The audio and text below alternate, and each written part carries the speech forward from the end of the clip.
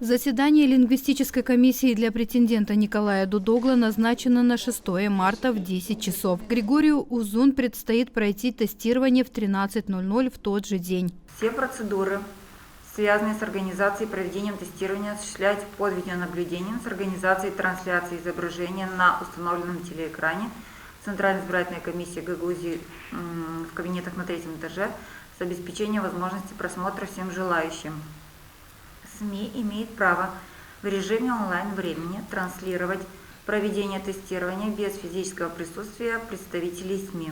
Тестирование на знание гагаузского языка обязаны будут пройти все претенденты на должность башкана Гагаузии. Решение лингвистической комиссии вступает в силу со дня принятия и в течение 24 часов передается в Центральную избирательную комиссию Гагаузии.